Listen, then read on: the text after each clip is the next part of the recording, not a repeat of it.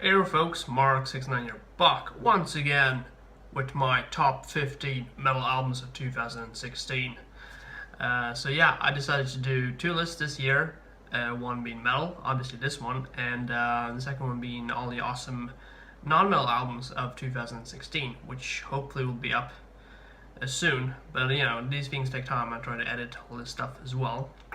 But yeah, until that list, we're doing the metal list of 2016, and it's been a pretty good year, I'd say. A lot of awesome records came out at the latter end of this year, in my opinion.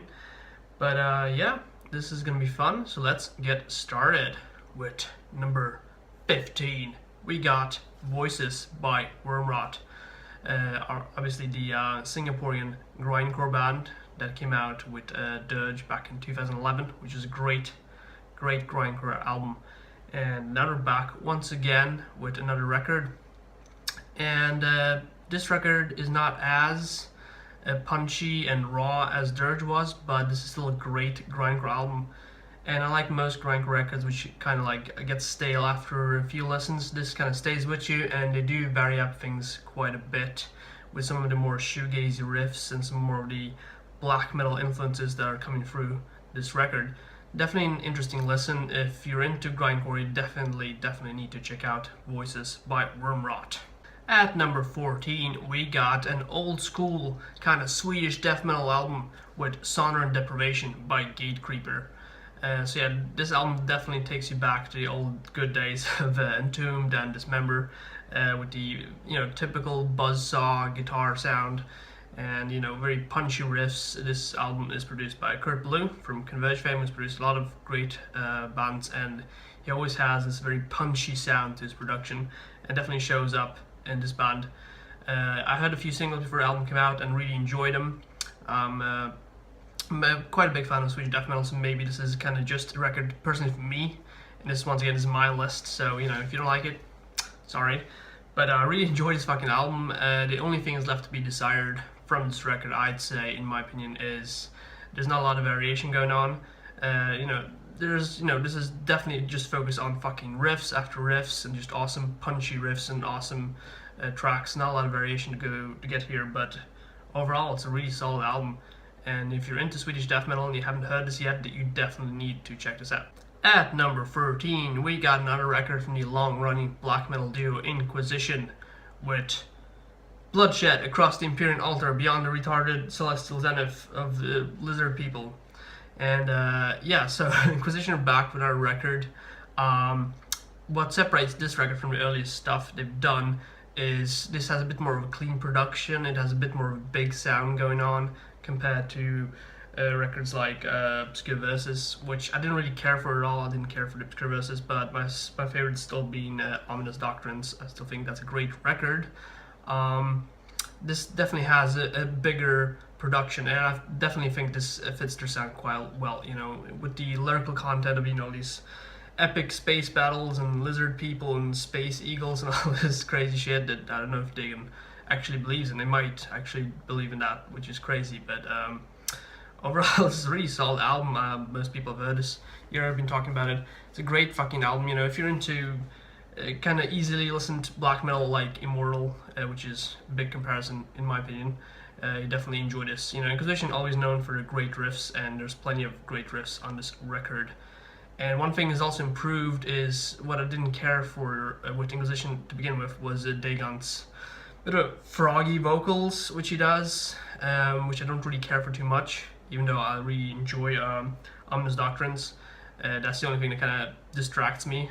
I think he finally got rid of that, and it's back to the very raspy, typical black metal vocal, which I think is definitely much less distracting and more great. So yeah, number 13, we got Bloodshed Across the Empyrean Altar Beyond the Celestial Zenith by Inquisition. On number 12, I got a record I think is going to be in a lot of people's end of the year lists, and that is Starspawn by Blood Incantation. And besides having one of the most unreadable metal logos ever, they're also known for having very dark and atmospheric kind of old school death metal sound. And add to that the very kind of complex rhythms they create with the very kind of dark and sci-fi inspired lyrics. They really have created quite an interesting and varied, awesome old school death metal album, which definitely stands out of the group. So if you haven't checked it out, please do check out Starspawn by Blood Incantation. Coming in at number 11, we got a record I don't think is going to be on a lot of people's metal end of year list, but it is on mine because it's my list, bitch! And that's Dissociation by the Dillinger Escape Plan. Yeah, so the Mathcore Legends are back once again with one final record before they call it quits. And they put in a lot of different sounds into this album, which is, I guess, not too unusual for the type of music, but they definitely do keep their typical trademark mathcore sound that they had ever since their beginnings. And it's not one of my favorite Dillinger Escape Plan records, but definitely a great record, and they do put a lot of different styles and genres into this album, so they do keep it very, very varied. And if you haven't checked it out yet, please do check out Dissociation by the Dillinger Escape Plan. And if you happen to catch them live, because they're doing one final tour, or what I've heard at least, I'm going to check them out in February next year. That's going to be awesome. Please do catch them live, because you're probably not going to do it ever again. Coming in at number 10, we got quite a polarizing album of this year, which is You Will Never Be One of Us by Nails, which people either seem to hate or love, depending on who you're asking. I've never been a huge fan of Nails. I enjoyed their first album quite a lot. I didn't care at all for the second album. I thought it was alright, but it's just too chaotic, and just, the interest faded quite quickly on that one. But this album I kept coming back to again and again, surprising enough, because at first listen I didn't really care for it too much, but I just kept coming back to the album. And for being a very non-stop barrage of crazy riffs and distortion and, unintelligible vocals, this is a surprisingly fucking catchy record. And yeah, it's definitely a polarizing record this year, but I definitely enjoyed it because I just kept coming back to it, so I had to put it on my list. And if you haven't heard already, because everyone bloody mentioned this record, definitely check out You Will Never Be One of Us, You'll Never Sit at Our Lunch Table by Nails. Coming in at number 9, we got a great doom metal album, and unfortunately the only doom metal album of this list, which is Still They Pray by Cough. So I was introduced to Cough a few years back when released Ritual Abuse, which was a great album, and it was at the time when I was heavily getting into doom metal.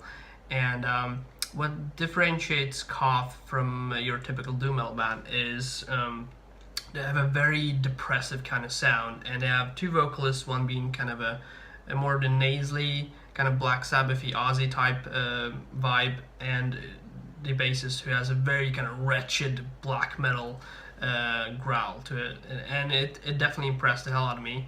And they have a very specific kind of style where it's very long, drawn-out songs, which is not unusual for doom metal. Very heavy, drawn-out riffs, and this time around, just like Ritual Abuse, they come out with another great record that is typical to their sound. I'm hoping they won't stick to it too much, and they do kind of branch out a little bit to keep it interesting, because while their sound is great, I would love to hear some more different sounds coming from them. But this record is still fucking great. It's probably my favorite, well, obviously my favorite doom metal album of this year. And if you haven't checked it out yet, please do so with Still They Pray by Cough. At number 8, we got another polarizing album of this year, which is Arctic Thunder by Darkthrone. So yeah, Darkthrone are back with their 16th fucking release, and it's yeah, interesting. Definitely a polarizing album. I know a lot of people kind of dislike the latter half or the latter period of Darkthrone's albums. I personally enjoy a little bit of everything from their discography, and I didn't really care at all for the Underground Resistance, which was their previous album. I'm not into the Viking shit metal or power metal, any of that shit, so that album didn't click with me at all.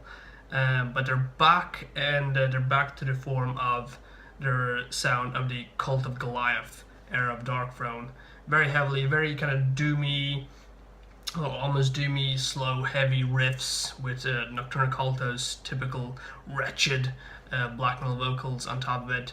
A really solid record, not a favorite of mine among the Darkthrone discography, but a really great record that just brought me back to the old school days of Cult of Goliath. And yeah, it's quite high on my list, but I really fucking enjoy this album. I kept coming back to it because I do fucking love Darkthrone, and it's a solid fucking record. At number 7, we got quite a surprising record for me, which is Nil by Alterage. And it's quite surprising because the closest thing you can compare this band's sound to is Portal. And I don't really care for Portal at all, to be honest. It never really clicked too much with me. But unlike Portal, you can actually kind of hear the riffs and the song structures of this band. And if you're familiar with Portal, they have a very kind of muddy sound. Not very technical, but it's kind of very chaotic and muddy, and you can't really tell what's what beyond the very, very down-tuned guitars and kind of somewhat muffled vocals. This album definitely took me by surprise, and being this quite high on my list definitely says a lot if I don't like Portal and I like this record.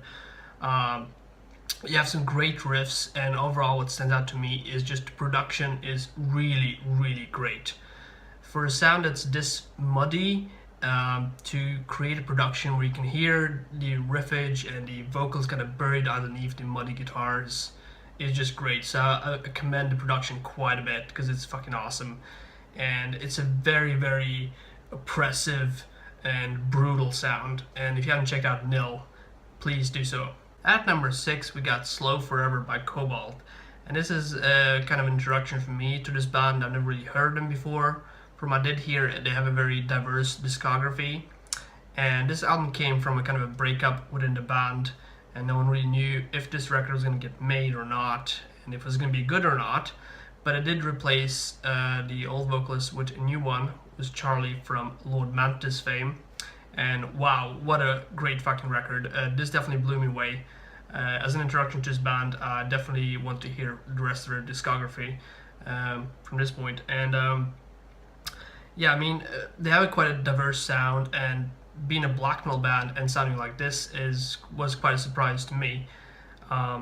They mix this very kind of bluesy sound with these almost Tool-esque heavy guitar riffs, and if you didn't read up on them, you wouldn't even know they were a black metal band. The only kind of black metal aspect of this is primarily the vocals of Charlie from Lord Mantis, as I said. Very, very crazy, absolutely kind of nutty vocals that on top of these very heavy riffs, I just created a great, great sound. And while this is a double album, and towards the second half, it kind of started to fade a bit for me, I still think this is a great sound, and I definitely look forward to checking out more stuff from Cobalt. Coming in at number 5, we got none other than Deathspell Omega with the Synarchy of Molten Bones. So the secret French black metal band are back once again with another record. This record being quite short this time around with only 4 tracks. It's a very, very impressive record. Starting off with this very crazy orchestral intro. Just looking at the cover art of the album, it fits absolutely perfectly with this chaotic scene. Something you would probably see like Dante's Inferno. Very epic and biblical proportions kind of scene of chaos. And Deathspell Omega are definitely known for the very kind of experimental, almost avant-garde take on black metal. They definitely have a very unique sound. No one really sounds like them, and it's not an easy listen, to say the least. It's definitely something more for people who are already into black metal. And while being quite short, this album is definitely great. It definitely blew me away. I don't know if I really enjoyed it more than the last EP they released, but overall, I really enjoyed the fuck out of this record. Great record. The Synarchy of Molten Bones by Deathspell Omega. At number 4, another record I think is going to be a lot of people's end of the year list, which is Terminal Redux by Vector. The shining fucking champions of thrash metal are back with a great fucking record. I mean, this year we had tons of thrash metal records from all the older bands, and these are exactly the same fucking shit records we've heard over and over again, same stale fucking sound we heard since the 80s, and here come fucking Vector, who are a prime example of taking an old sound and making it new, fresh, and exciting. This is a crazy fucking concept album, like this insane space opera, something out of like Warhammer or some shit like that, and it just absolutely insane. Definitely my favorite Vector album to date. With the crazy howling vocals, the absolutely insane riffs, and great production. Vector's done once again, and they've pretty much done their best album thus far. A great fucking thrash metal album, the best thrash metal album of this year, in my opinion. Definitely check out Terminal Redux by Vector. At number 3, we got probably my favorite atmospheric black metal album of 2016, which is Luminiferous Ether by Mare Cognitum. So I was introduced to this one-man black metal band, I think last year or 2 years back, when I first heard Phobos Monolith, which is his first full-length, and it's an amazing album, no doubt. And I think he's back to his true form once again with this record. This is just absolutely great atmospheric black metal. If you're into a band like Panopticon or Cosmic Church, you'll definitely enjoy this album. It's very space influenced. It's like, you know, if you're lying on a field at night, just staring into the sky and just looking for all these stars. It's pretty much what this album sounds like. Just absolutely great riffage and instrumentation throughout. Just a very, very solid, great atmospheric black metal record. And if you haven't checked it out yet, please do so. That's Mare Cognitum with Luminiferous Ether. At number 2, we got an album that was definitely a grower for me, which is Veritatelia by Ranzi Pazuzu. And wow, this album is fucking amazing. As I said, this was a grower for me. When I first heard it, I was not really into it. I've heard Ranzi Pazuzu's early work. I've not been like a huge fan or anything. That always impressed me as a band because definitely have their own style and definitely fuse a lot of different genres and styles into their black metal sound. But overall, this album impressed the living shit out of me once I got into it. It took me a few listens, definitely. I think I really started to enjoy it quite a lot on the third listen or so. So what this album does, it infuses this very kind of psychedelic, old school, almost somewhat proggy 60s, 70s sound with black metal. And while at first I was not kind of really into it as much because black metal is supposed to be kind of very cold, you take something like psychedelic music, which is kind of very warm on the opposite side. But once you get into this album, I mean, the fusion of these two genres is flawless. And oh my god, the production on this album is phenomenal. I love the bass and the synth, and everything is just mixed so fucking well. It's just absolutely perfect. I can't wait to get this on vinyl because I bet it sounds awesome. This is a very ambitious project, and the only thing that I say kind of is a downfall is not all the songs are as awesome. There are some songs that definitely just are absolutely masterpieces, and there's some songs that are parts of them are just not really as great. But overall, wow, I mean, the fusion of these two genres is done perfectly, and if you let this album take you away, it will take you away, and it is a great fucking record. That is number 2 of my list. So at number 1 of my top metal records of 2016, we got a fantastic album that when I first heard the first track of this record, I knew right off the bat that this was going to be my favorite of this year. Without a doubt, my favorite metal album of 2016 is Coven, or Other Ways Instead of Love by Cult of Ghouls. Holy fucking shit, did this record blow me the fuck away. It is absolutely amazing. As I said, the first track alone is just phenomenal. I've been a pretty big fan of Cult of Ghouls. I really enjoyed their last record, Henbane. Hexen was alright, but I mean, this album is just amazing. When I first saw the artwork, it didn't really resemble anything else that they've done thus far. It definitely was quite different, but wow, what a great record. So this record is presented to us as a play, an evil play, which is not unlike the kind of typical stuff Cult of Ghouls have done earlier. They definitely kind of have a conceptual side to them. They have a very mid-paced sound of black metal to them. It's a very dirty sounding production as well. And unlike most black metal, while keeping it very raw to a degree, you can definitely hear and tell all the instruments. The bass is very prominent. And but what stands out on this record beyond all the instruments is without a doubt the vocals, and holy fucking shit are they great. They're very theatrical, which is obviously something that helps since it's a play, this record. So the theatrics of the vocals definitely help, and the howling and the growling, it's just perfect. And not only are the vocals great, you can also hear everything is sane, which is not very usual for extreme metal overall. All the tracks on this record are presented to us as a scene in this play, and they are very lengthy tracks. And you have both like synthy and somewhat orchestral parts of the songs, and the very loud and dirty guitars coming in with the crazy howling vocals.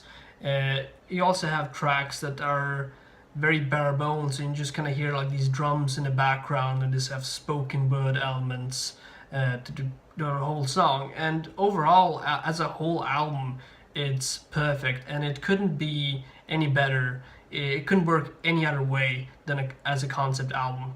And overall, I mean, this is a great, phenomenal, awesome record, and I'm so happy, and I can't wait today. You can pre-order the vinyl of this, because I'm definitely gonna get to order that, and it's gonna be on Hell's Headbangers.